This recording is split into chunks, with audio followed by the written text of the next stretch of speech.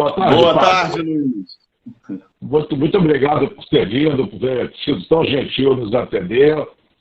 Aqui tem um casal que é muito amigo seu, Vitório e É Regina mesmo? Melli. Eles Ah, gostam tudo muito do bem. senhor. Muito bom. E está tudo bem com o senhor? Tudo bem, e com você? Ótimo, ótimo. Esse confinamento está Que sendo bom. até positivo. Estou fazendo uma limonada do limão. O senhor tem um fã-clube grande, padre. O pessoal já se manifestou tão logo eu divulguei o primeiro banner. Aham. O As pessoal lhe pessoas segue lá são para muito Minas Gerais, né? generosas, viu? Ah, as pessoas são muito generosas, Ou o senhor é muito modesto? né?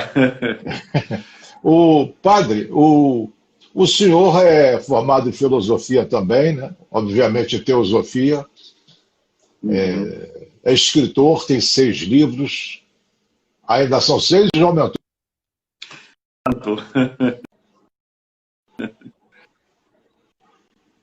E sempre Padre, numa perspectiva, né, né, Luiz, de eu abracei um pouco como meu slogan pessoal, falar do meu coração ao seu coração, de coração a coração, porque eu creio que até mesmo a vivência da fé, se ela não passa pelas nossas motivações mais profundas, se ela não passa pelo que está no nosso interior, é uma comunicação externa, né? E Deus fala ao nosso coração para que a partir do nosso coração a gente chegue ao coração do outro também, né? de coração para coração, né? De coração para coração. Eu acho que a gente devia ter um coração no peito, no cérebro, e o cérebro no peito. Aí nós pensaríamos com mais amor e sentiríamos com mais juízo. Mas não nosso design não é esse. Vamos lidar com o design que nós temos. Nossa, Carol, eu creio que talvez a nossa tarefa de vida é esta aproximação, né? E eu daria talvez a essa aproximação o nome de sabedoria, né? A verdadeira sabedoria é essa conjugação aí que você falou. eu daria a palavra amor. O amor pelo próximo, o amor por si mesmo. Minha motivação principal dessa profissão é que eu vivo tão bem no sentido psicológico que eu quero compartilhar os meus conhecimentos e as possibilidades para as pessoas. Eu vejo as pessoas num sofrimento muito intenso e desnecessário. O senhor tem essa percepção? Eu creio que assim, existem certos sofrimentos que eles vêm objetivamente pela vida e existem outros que nós os forjamos, não é? É um pouco a leitura que a gente faz da própria vida. Você começou o início ali, você falou de fazer do limão uma limonada, né? E parte do sofrimento vem um pouco disso, da pessoa não saber digerir e nem ressignificar aquilo que está acontecendo com ela. Eu acho que, É, como diriam os filósofos históricos, o senhor também é da filosofia, não aceitar a realidade. Não aceitar o que aconteceu como tendo acontecido. E ficar tolamente reivindicando que o que já aconteceu acontecesse de forma diferente. O senhor concorda com isso? sim, eu creio que é um pouco o que significa o ressentimento, né? É você voltar a sentir. Às vezes eu dou até o exemplo nesse caso aí que você falou. Eu falo, por exemplo, de uma pessoa que o feriu. Imaginemos uma pessoa que pegou um punhal e essa pessoa o feriu com um punhal. Mas ressentir De alguma forma é você arrancar o punhal da mão da pessoa e você continuar com ele ali, fustigando e não deixando, inclusive, a ferida sarar, né? É, as pessoas ficam apegadas ao passado dolorido, né? Ficam ruminando isso. E a ruminação, agora falando do ponto de vista psicológico, é um caminho muito fácil para chegar à depressão. A ferida do punhal foi uma só. Mas quantas vezes a pessoa se viu naquilo ou na ofensa que recebeu? Uhum. Exato. Né? Uhum. O filósofo Sêneca dizia: sabendo sofrer, sofre-se menos. As pessoas sofrem mais do que o necessário. O meu filho Márcio, que está lá nos Estados Unidos, eu tenho 2 filhos. Um mora em São José dos Campos, também está presente na nossa live, assim como o Márcio, que mora e trabalha nos Estados Unidos, está presente na nossa live. E ele pergunta, por que nos dias de hoje, se tornar padre da igreja? O que levou o senhor a isso? Eu creio, ô Luiz, que foi uma construção, né, aos poucos. Eu creio que tudo, eu vejo assim, o chamado que Deus fez a Moisés, ele veio porque Moisés viu aquela sarça, aquele arbusto que queimava sem se consumir, né? E eu creio que a nossa vocação, ela surge por um processo de admiração. A gente se coloca, se vê admirando algo ou alguém, e isso motiva, né? Então, acho que essas raízes de fé que eu recebi dos meus pais, o testemunho do próprio padre, da minha comunidade, a vida, a confiança que ele tinha em mim, um adolescente, e eu era um adolescente, digamos assim, adolescente, mais confiável, sério, digamos, e essa admiração que eu comecei a ter por ele, por alguns outros personagens, hoje eu fico feliz porque uma das minhas motivações para ser padre foi um comunicador de rádio, é o padre Vitor Coelho de Almeida, lá de Aparecida, e hoje também, quer dizer, há mais de 20 anos eu trabalho com rádio também.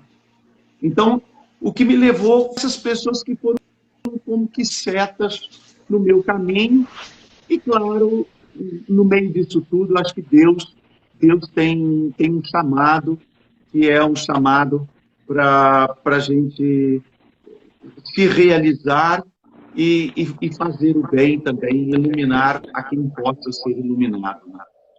Eu tive o prazer, na minha carreira de radialista, eu também estou há uns 20 anos nessa carreira, talvez um pouco mais, trabalhar com 2 padres espetaculares. O padre Lemos, meu companheiro de Rádio Globo por muito tempo, e depois o Frei Neylor Tonin, lá do convento Santo Antônio.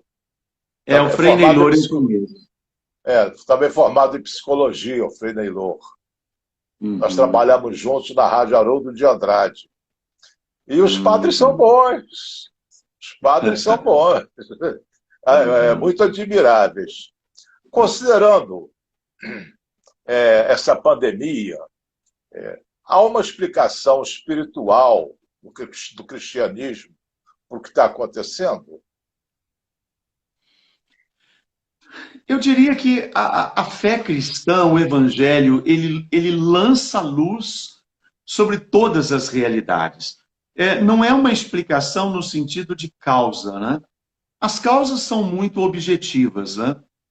Agora, o próprio Papa Francisco, no decorrer desta pandemia, acho que ficou, né, Luiz, aquela cena do Papa Francisco entrando na Praça de São Pedro, numa tarde chuvosa, solitário, andando naquela chuva fina, para ali dizer que nós estamos todos no mesmo barco da humanidade, mas que nós não remamos sozinhos neste barco, e que Deus está conosco, aquele semblante entristecido, mas ao mesmo tempo solidário e cheio de compaixão, eu creio que é a luz que o Evangelho lançou e lança para esse momento da humanidade. Essa consciência que nós todos estamos no mesmo barco. Não adianta procurar supostas causas ou inventar supostas razões desta pandemia. Eu creio que todas as realidades, e uma realidade desafiante como essa, ela é um convite para que nós possamos responder de uma forma proativa. E eu acho que ela lança um aprendizado, de fato, sobre nós. Primeiro, que ninguém está sozinho, e esta pandemia, ela nos arrancou, a humanidade como um todo, mas sobretudo o nosso Ocidente, nos arrancou de uma certa indiferença na qual talvez vivíamos, onde, se essa pandemia, eu acredito que você talvez concorde comigo, se ela fosse restrita, mais restrita, por exemplo, à África, ela não teria causado tanto alarido como causou, mas eu tenho dito que ela causou essa espécie entre nós porque ela entrou nos nossos transatlânticos, ela voou nos nossos aviões, ela escalou os nossos grandes edifícios, ela chegou à porta do nosso conforto no Ocidente, e isso nos despertou, né? Porque a questão da morte e do sofrimento, ela já está presente na humanidade, dizimando populações inteiras, e por parte do Ocidente, infelizmente, com muita indiferença. E eu creio, então, que o Evangelho lança luz sobre essa realidade e sobre outras tantas realidades, que a primeira, é preciso não interpretar, não olhar o mundo pelos olhos da indiferença. É preciso munir-se de compaixão, a capacidade de colocar-se no lugar do outro e de percebermos que nós não estamos sozinhos. A fé nos ajuda a dizer assim, estamos atravessando um momento bravio dos mares, estão muito bravios, mas nós não estamos sozinhos no meio dessa tempestade toda. Eu faria duas observações. Primeiro, que o senhor disse que nós estamos todos no mesmo barco. Eu discordaria um pouco, porque estamos na mesma tempestade, no mesmo mar. Mas como as situações de cada um é diferente, os barcos, tem barco a remo, tem barco mais sofisticado, tem iate, etc. Então, as condições que cada um atravessa essa tempestade se tornam diferentes. Por exemplo, uma pessoa que tem uma renda passiva, aluguéis, aposentadorias, outros rendimentos, tem uma situação mais confortável do que aquele que depende de vender alguma coisa hoje para poder jantar. Então, o barco é diferente.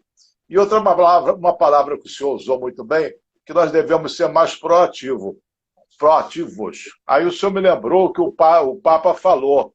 Ele disse nada de derrotismo. O derrotismo nos transforma em pessimistas, lamurientos e desencantados e com cara de vinagre. Uhum. Foi o Papa que usou essas palavras. E tem toda a razão, né? O derrotismo é o caminho aberto para a depressão. Uhum. O senhor acha que a igreja tem que se reinventar? Porque aquele normal acabou.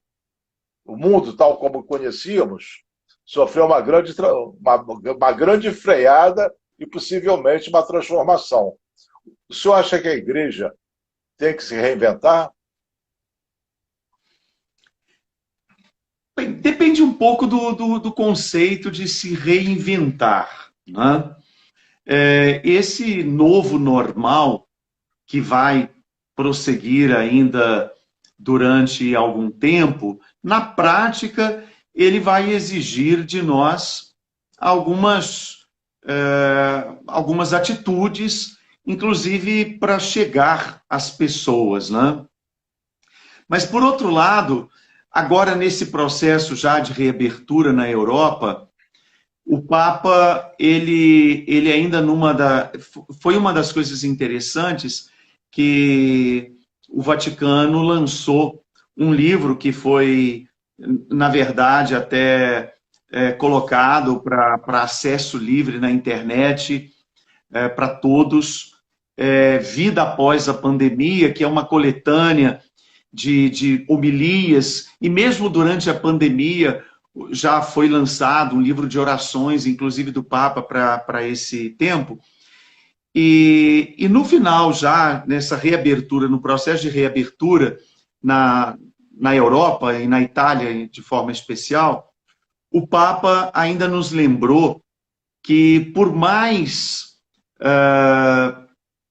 que os meios de comunicação, as mídias sociais nos ajudem, mas elas não substituem a vida em comunidade, não substituem o estar juntos. Então, esse novo normal não pode ser assim. Eu outro dia ainda pregava dizendo assim, agora é cada um no seu canto, chorando o seu tanto, ou sorrindo o seu tanto, ou rezando o seu tanto. Não pode ser simplesmente cada um no seu canto, porque senão nós vamos fazer uma síntese errada desse momento. Eu creio que esse momento, inclusive para a igreja, nos ajuda a perceber o que há de mais essencial, e o que há de mais essencial em nós, de fato, é a relação.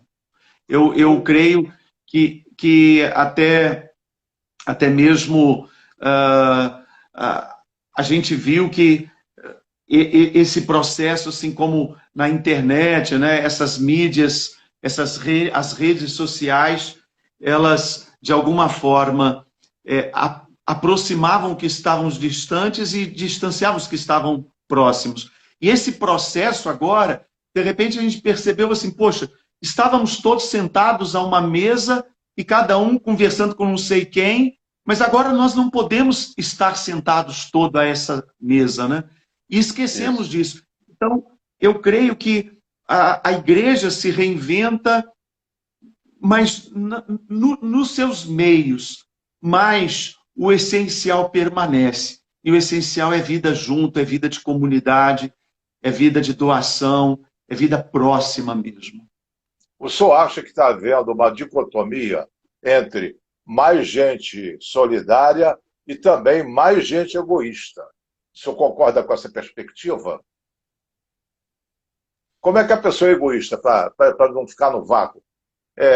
Eu saio sem máscara, não estou nem aí para os outros. Eu estou cuidando de mim, da minha conveniência ou da minha convicção, independente que se isso vai atingir outras pessoas ou não.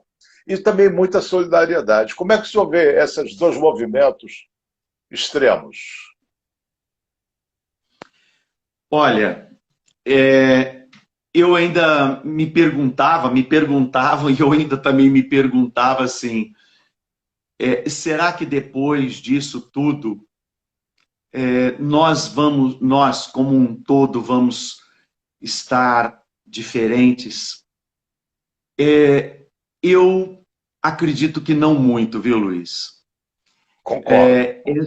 Estas raízes de egoísmo no coração humano, elas são muito aprofundadas, né? Como um todo, a humanidade, eu acho que haverá um percentual que vai acordar mais solidário. Mas haverá essa corrente de iniquidade que existe no mundo, de indiferença, porque eu acho que um dos grandes frutos do egoísmo é a indiferença, ela vai continuar. E eu acho que, por um lado, nós temos visto essa solidariedade, sobretudo entre os menores. A gente vê pessoas se arriscando, não só na área da saúde, mas nas comunidades, pessoas levando alimento, etc., expondo-se também. Mas há uma camada da sociedade e que, infelizmente, engloba até um determinado tipo de político que os benditos dos sujeitos ainda aproveitam isso para levar, para tirar vantagem, para roubar, para desviar. Isso marca uma parte da índole do ser humano que, se realmente não houver uma mudança muito grande, não importa o que houver, ele rouba, ele faz o mal, ele é indiferente, ele é incapaz de se colocar no lugar do outro, infelizmente. Né?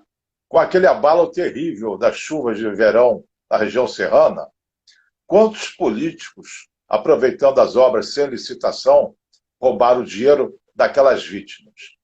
Hoje, quantos políticos roubam dinheiro de respirador, de hospitais, etc.? Essas pessoas, na minha percepção, são genocidas, embora não sujem diretamente as mãos de sangue.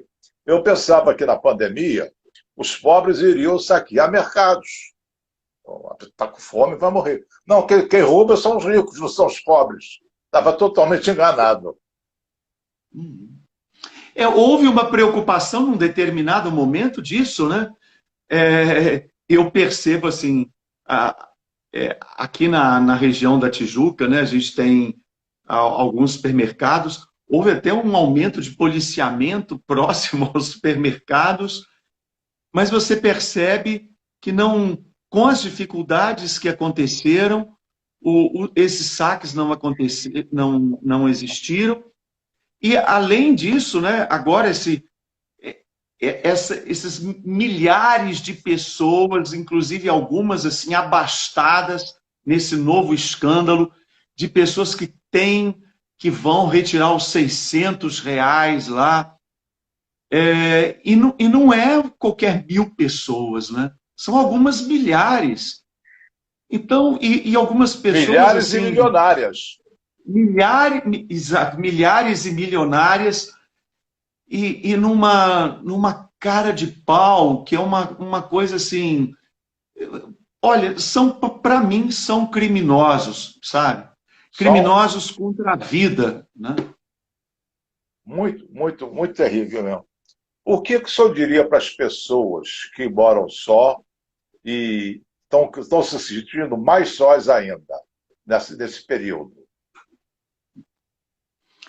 Olha, do ponto de vista espiritual, em primeiro lugar, há um versículo da Bíblia que é até fácil de decorar, porque é São João 16:32.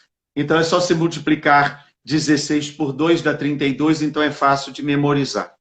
João 16:32, Jesus estava ali na última noite dele com os discípulos. Ele já sabia o que iria acontecer, que todos o abandonariam, que ele ficaria sozinho. Ele já estava num período já estava por entrar numa angústia que seria depois levada ao extremo quando ele foi lá para o Jardim das Oliveiras, e ele vai dizer isso assim: eu não estou só, porque o Pai está comigo.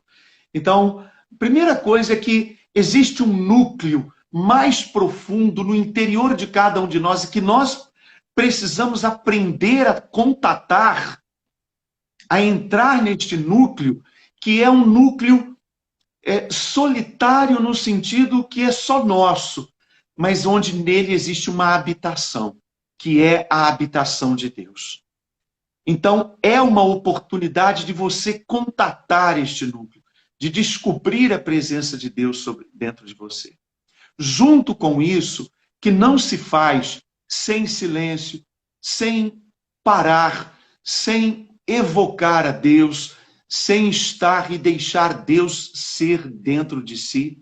Junto disso, eu creio que existem outros meios que facultam isso, né? Há uma frase, um adágio popular, e a sabedoria popular, os adágios populares trazem muita sabedoria, né, Luiz? que diz assim que oficina, cabeça vazia, oficina do diabo. Então, cuida da tua cabeça, preencha o teu dia, daquilo que for possível, porque isso vai ajudar você a não se entregar à angústia, né? A não interpretar esse momento, sim, que é de um certo isolamento, de solidão, mas de você não entrar num quadro autodestrutivo. Então, ocupar a mente à medida do possível, estreitar relacionamentos, ainda que à distância. Acho que são alguns pequenos meios que a pessoa precisa, talvez, arranjar para superar e ultrapassar esse momento que a gente está vivendo.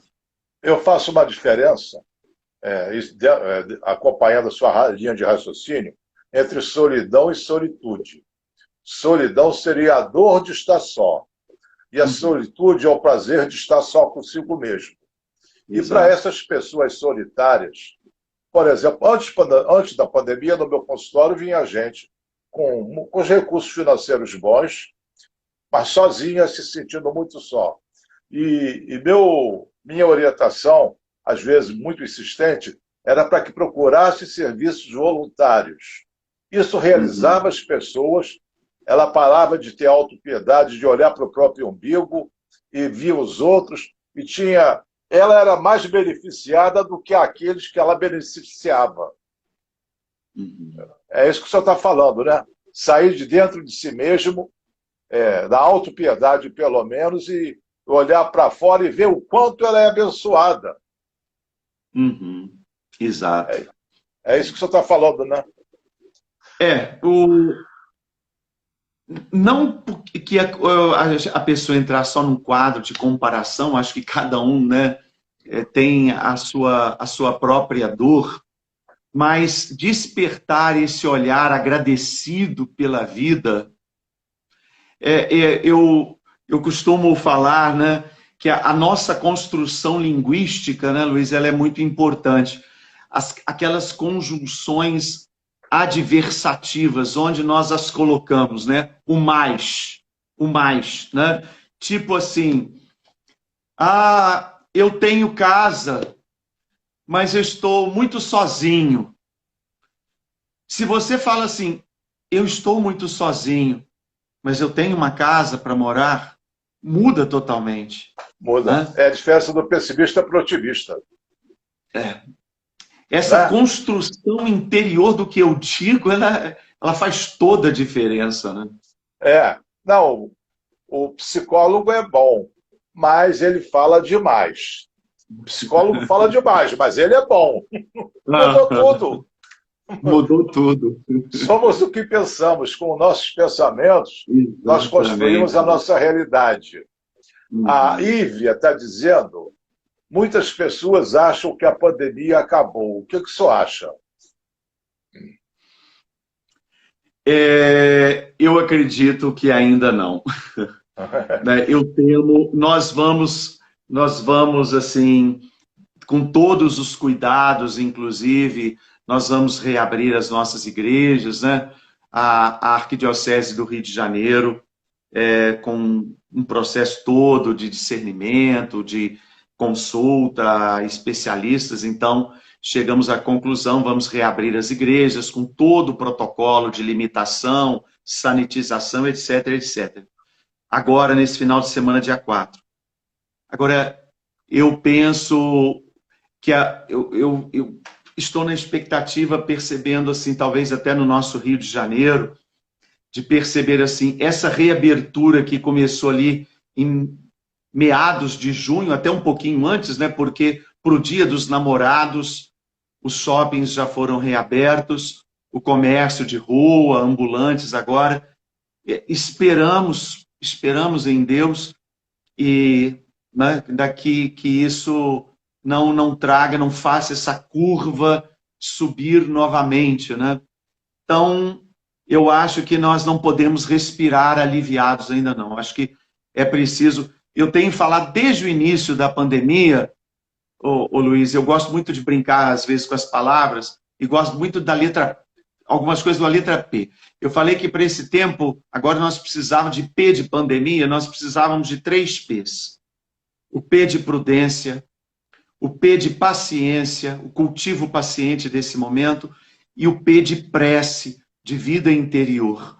Então, essa conjugação era muito importante. Então, diante desta pandemia, o P de prudência, então, vamos com calma ao cotidiano, porque ainda não é hora de relaxar.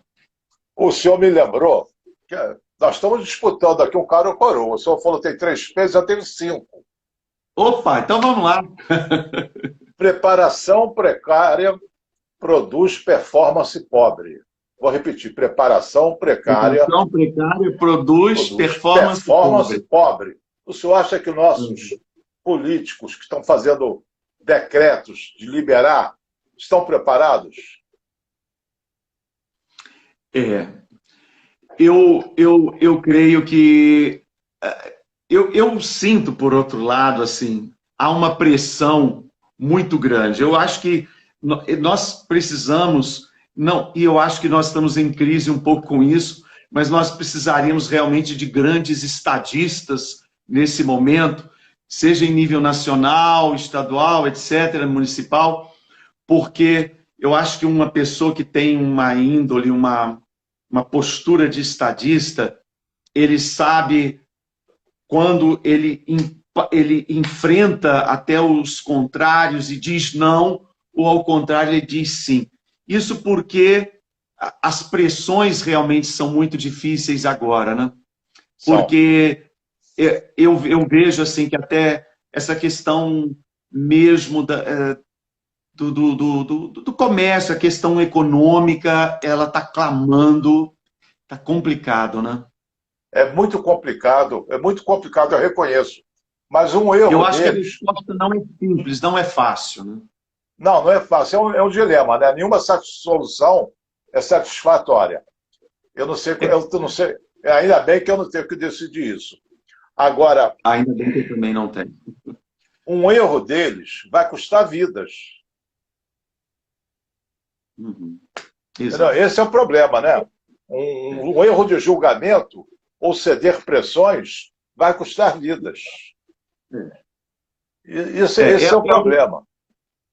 Eu acho que, desde o momento em que no país as autoridades sanitárias elas começaram a ser questionadas, houve um momento lá atrás que nós vivemos parecendo assim que, de fato, a autoridade sanitária ela tinha uma palavra e a gente estava se guiando. Mas essa própria palavra das autoridades sanitárias começou a ser desvalorizada.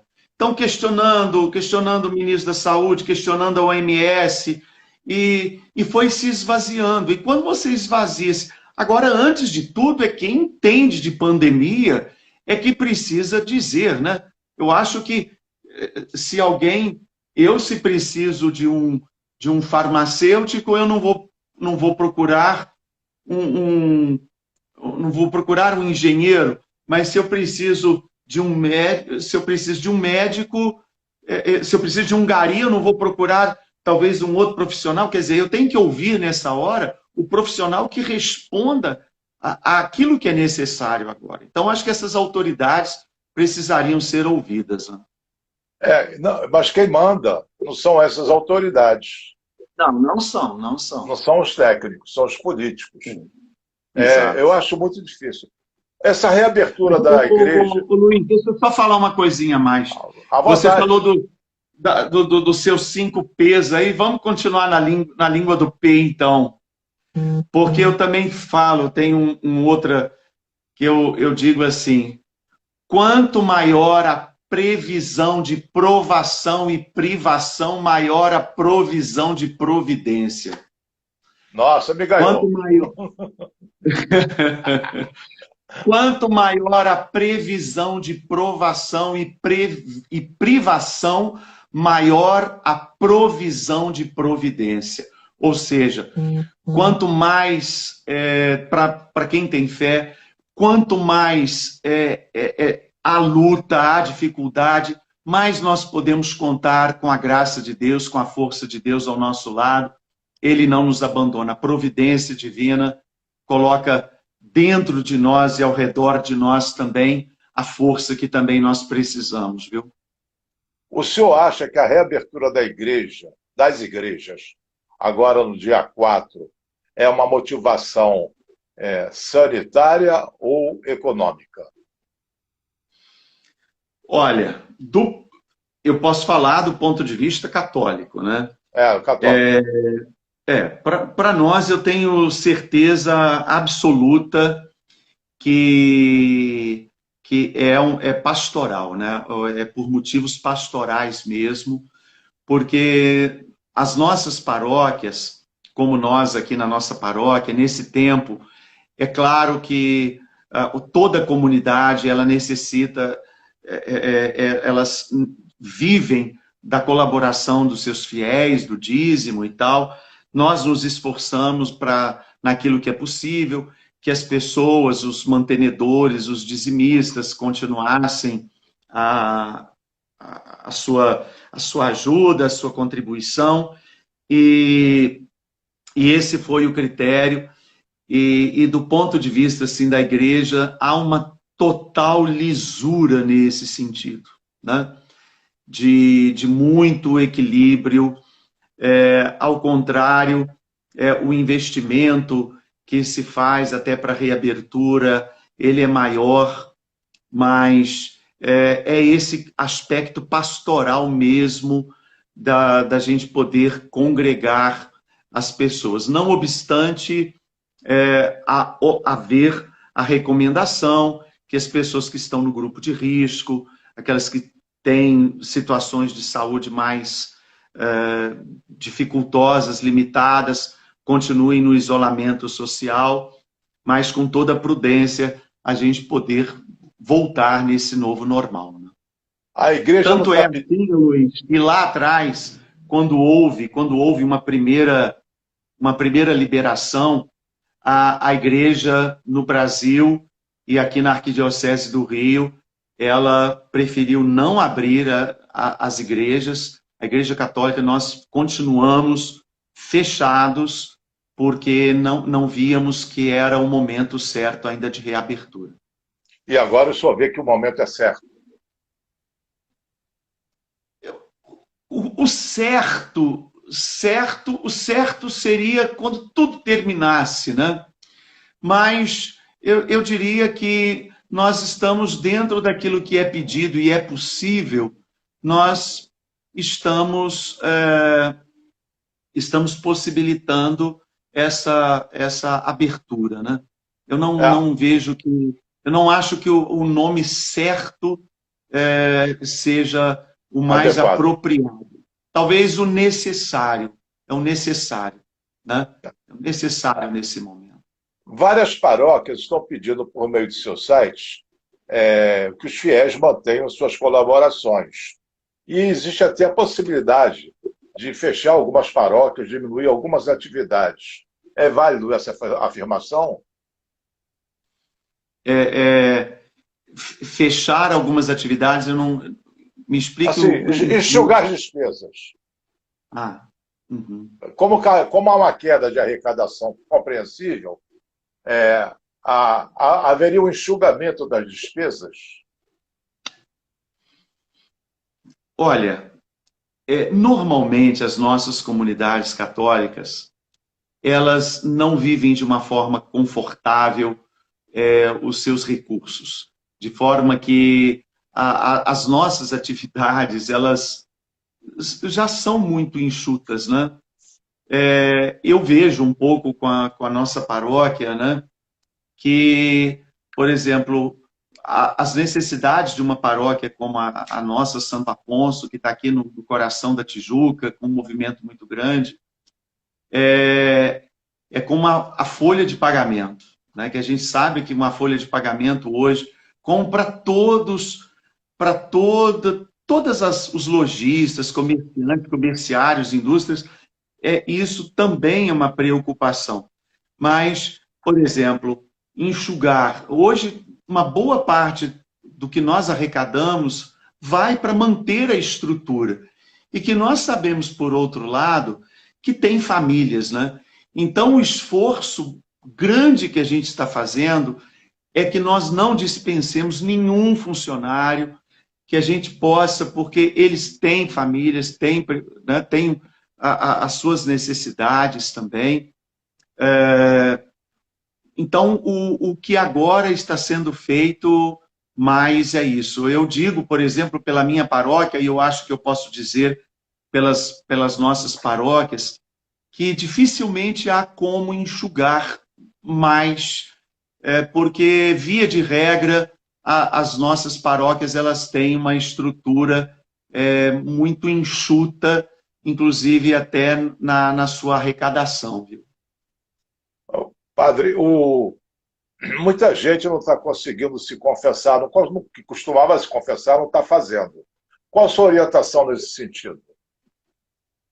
Bem, o próprio Papa Francisco, já há algum tempo, naquela época, até na Quaresma, quer dizer, você imagina, nós já passamos da Quaresma, já passamos todo o período da Páscoa. Lá atrás, o Papa Francisco, ele mesmo falou isso publicamente, que cada fiel, não tendo acesso às igrejas, aos sacerdotes, que pudessem ali no seu coração pedir, fazer um exame de consciência, pedir perdão a Deus, que Deus recebia esse pedido de perdão. E a orientação é que a pessoa faça isso e que assim que o atendimento voltar, então que a pessoa vá receber sacramentalmente esta reconciliação. Nesse próximo final de semana, ô Luiz, nas nossas igrejas como um todo, nas missas, haverá esse meio que a gente chama um meio extraordinário da confissão, que é a chamada absolvição geral. Então, os que participarem das missas nesse final de semana, numa circunspecção, num sentido de arrependimento, eles vão receber, então, a absolvição, o perdão. E, a partir agora de julho, dependendo da agenda de cada paróquia, mas as confissões começam a voltar ao normal nas paróquias também. O atendimento volta. Que bom, uma boa notícia. Padre, hoje o senhor fala em perdão, mas o Instagram não perdoa o tempo. O tempo. Ele corta mesmo. Que mensagem o senhor poderia deixar para essa multidão de admiradores que o senhor tem? Estão fazendo muitas perguntas que, infelizmente, não dá tempo de repassar para o senhor. Que mensagem o senhor deixaria para a nossa população e, em particular, para os nossos seguidores aqui? Bem, primeiro, Luiz, dizer que foi uma alegria conhecer você e partilhar e perceber a sua sabedoria, a sua maturidade. Acho que você continue a fazer esse bem para as pessoas, tá bom? Foi um prazer e eu estou à sua disposição, tá bem? Obrigado, tá bom. E segundo, para todos, né, eu diria aquilo que São Paulo diz na carta aos Romanos, no capítulo 5, verso 5. Que o amor de Deus, a esperança foi derramada em nossos corações pelo amor de Deus. E essa esperança não nos decepciona. Então, seja uma pessoa de esperança. Olhe para o horizonte, além dessa situação que nós estamos vivendo. Isso vai passar, tenha confiança, tenha fé, nós somos mais fortes do que isso tudo. Isso. Eu queria lhe parabenizar pelo seu brilhantismo, pelo seu carisma, pela sua simpatia, agradecendo a sua presença, agradecendo a presença de todos, desejamos que todos se cuidem bem, e já que estamos falando de líderes religiosos, uma palavra de Buda. Tudo passa, tudo que começa, acaba. Cuidem-se bem e fiquem todos na paz. Obrigado a todos. Então, só uma coisinha. Sim, convidar aos amigos, o meu canal no YouTube, Padre Sérgio Luiz e Silva, ou Sérgio Luiz com Z. Hoje, às 21h, eu tenho um momento de reflexão, oração no YouTube. Padre Sérgio Luiz, ao vivo daqui a pouco, às 9 da noite. Eles receberam os nossos comunicados, estão lá seu YouTube, seu Instagram, seu Facebook, está tudo lá. 9 horas, pessoal. Tá ótimo. Outra vez com o eu vi. Um abraço a todos, fiquem todos na paz.